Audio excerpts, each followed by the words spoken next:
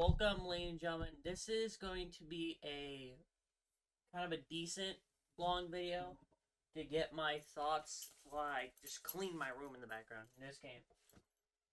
Get my thoughts in order of the 2026 St. Louis Battlehawks. Not just a season, but what has transpired over the last few months, and not just with the Battlehawks, but for me. To start off by saying, congratulations to the Louisville Kings. What a great fan base of fans that I met at the game. I forgot their names. Sorry. The guys who just cover themselves in green paint. They're dedicated. He was wearing the green paint for the 4-hour drive from Louisville to St. Louis. Dedication. Everyone was nice. There was a lot of former Battlehawks fans that live in Louisville and they became Louisville Kings fans when they announced the team. So, congratulations to you guys. First of all, welcome to the league. Congrats on going to your first UFL championship game in the first year. Beat DC, please. Please beat DC. So yeah, Kings beat the Battlehawks 29-20. This isn't a game review because everyone's kind of done that right now. But yeah, I want to talk about what the season. Going into this season, there was a lot of questions. Is Ricky the guy? How can the Battlehawks move on from Anthony Beck? Was Beck the problem with the Battlehawks playoffs? I was going into the season with optimistic. All right, I was like, okay, if we're bad, we're bad. I'm gonna go to all the games, support the team. If we're not bad, we're not bad. Via the first couple weeks, we found out that the offense wasn't the greatest. Was it Silver's problem the Silver started as our QB, and then the first, was it 3 weeks? I think 3 to 4. It was okay. We improved. We switched him with Frost. I think it was actually the second game. Frost became his QB. He was okay. And then we traded for Luis Perez, which I still think that trade was very one-sided. I don't know if the league mandated that, which I hope not. And then the Renegades are just stupid. The first game with Perez was versus the Aviators, 31-20 victory. And that was fun. And then it clearly became that, okay, the offense is somewhat of a problem. I don't want to blame anyone based on what happened. I still think we've had QB problems all year. And I'm very optimistic to see what we do for 2027. I don't know if we keep Perez. I don't know if we keep Silvers. I think we keep Frost. But we'll see what the league does with drafting wise and also changing the teams. I hope they don't do anything besides if players get you NFL contracts or want to retire. Obviously, let them go do that. Make the most money. The defense was decent all year. Besides the secondary. The secondary was a continuous problem. And it showed. The D-line, amazing. Pitta, Travis Feeney. While Travis didn't get a lot of sacks this year, the D-line was a major greatness, and I love that. But it does help when the secondary is not that great. Overall, I just quickly run through before I go into a deep breakdown. Battlehawks season out of 10, I would give it a 7. Maybe 6.5, just because there's a lot of problems which we could fix. But yeah, unfortunately we lost our 3rd straight playoff game at home. 1 year losing to San Antonio, the other year losing to last year I think was DC. Yep, last year losing to DC. Was it DC last year? Why can't I remember who beat us last year? Was it Michigan? No. I think it was DC. Maybe. Yeah, it was DC. And then this year, losing to the Louisville Kings. Sucks. Really sucks. I like the claim we are the Dallas Cowboys of the UFL. And then someone mentioned that they have 5 championships and we have 0. Mostly talking about our playoffs where we are decent, great the regular season, and then just losing the championship or the playoffs. Losing the playoffs. As for, I went into the season with no expectations, and it was obviously last year with us being the 1 seed last year. I had higher expectations last year going to the playoffs. I was obviously expecting the UFL championship. This year, heading into the playoffs, 6-4, losing to the Renegades at home in week 10, not looking great on offense. I was like, okay, if we win, yes. If we lose, sucks. This one was, even though I was expecting to lose, it was more heartbreaking because we were in the game. We were in the game, only lost by one possession, 29-20, and yeah, it just sucks. It just sucks.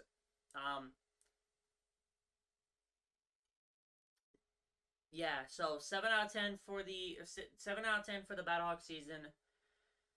Not expectations we wanted, but it's not the end of the world. I am to switch note. I am interested to see what the Battlehawks stay.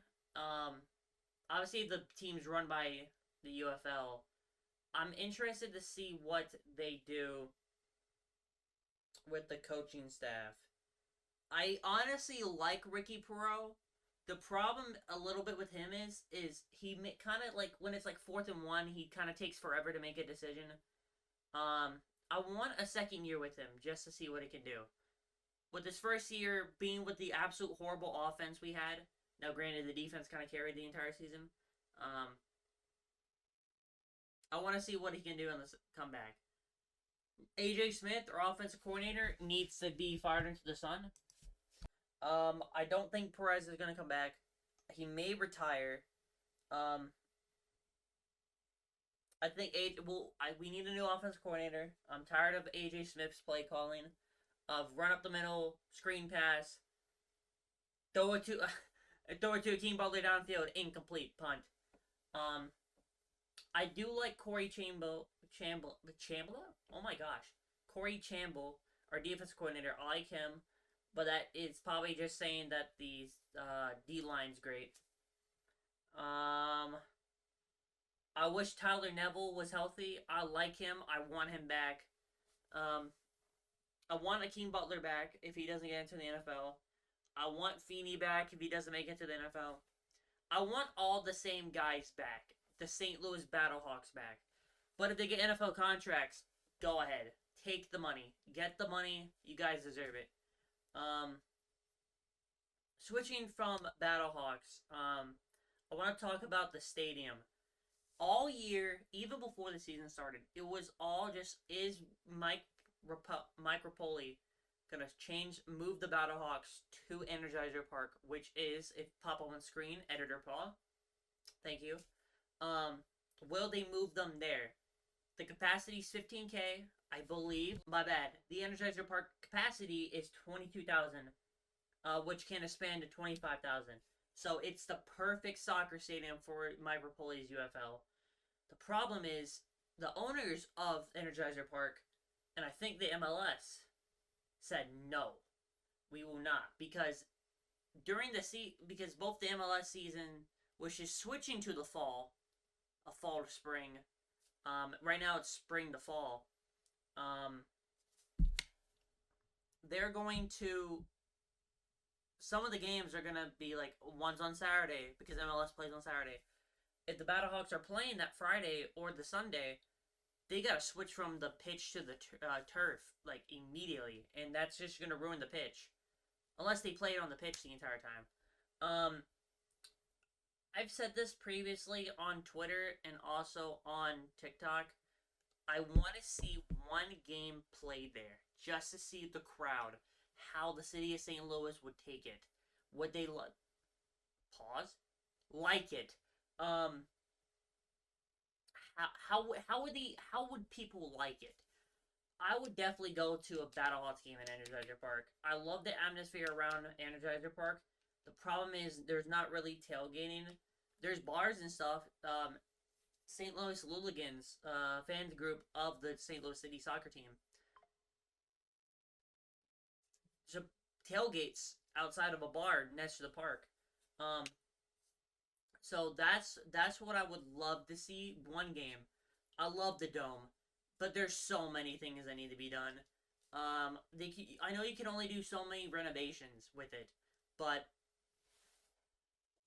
I don't know the seats. I like my seats this year. Section 341.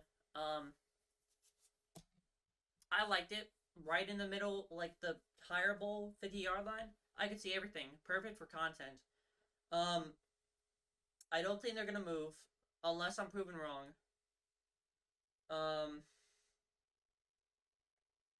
but yeah, that's just now I want to get into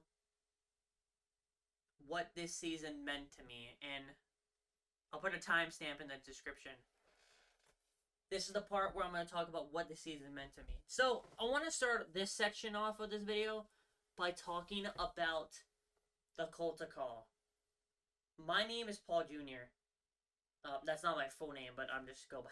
My name is Paul Jr. And I have been a football fan forever. I grew up watching the Saints when my dad watched the Saints. He was a Saints fan. I followed. So the Saints made the Super Bowl. I watched it. I played football when I was a kid in Kansas. I was called the Squirrel. Squirrel? Oh my gosh, I can't say that. Because I was fast on the field. Granted, I was in the second grade. Loved it. And then I turned into a Bengals fan because of AJ Green in 2015. And I've been following football ever since. Love the game. Love the business behind it. Love the offense. Love defense. While I'm more of an offensive guy, I do love a solid, just great defense. Legion of Boom. Legion of Boom, my bad. Thought that was the greatest defense I've ever seen. Battlehawks mean a lot more to the city of St. Louis than people think. I live 20 minutes away from St. Louis, so technically not in St. Louis. It's a local team that I've been following since 2020. Post video of me wearing a Battlehawks jersey, XFL. Got that as a gift a couple days ago, or yeah, 2 days ago. Been watching them since 2020. Now, granted, I didn't go to a 2020 Battlehawks game, so I missed out on that. But 2022, I was there. 2023, I was there. 24, I was at every home game. 25, I was at every home game. And this year, I was at every Battlehawks home game, plus the playoff game. And plus the game in Louisville. So the Battlehawks mean a lot to me just because I can localize myself with the sports team. And that I can actually say that I've started from their their starting point as a franchise. So yeah, that's my thing with my football. But yeah, this season was amazing, and it's only getting started. I have so much more planned with the Colta Call.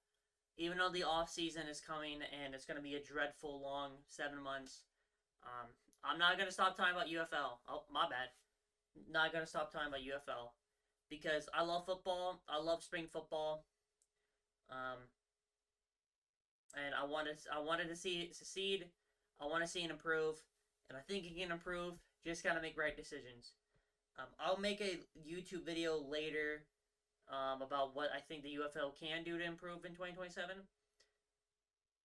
I don't really want to talk about expansion, just because I think the expansion talks kind of like slowly like getting like overused at this point. There is going to be a 10th team in 2028. Hopefully they show it at the United Bowl. I think it'll be the Michigan Panthers. Just because they got a field coming near Michigan. So yeah. Again, thank you guys for listening to me yap. I appreciate everyone who has subscribed, liked anything of mine. TikTok, YouTube, Facebook, Instagram. We're also on Instagram now, so I'll put the channel or the link tree in the description. And yeah, calls the law. Thank you guys so much. Have a good day. Calls the law. Bye bye.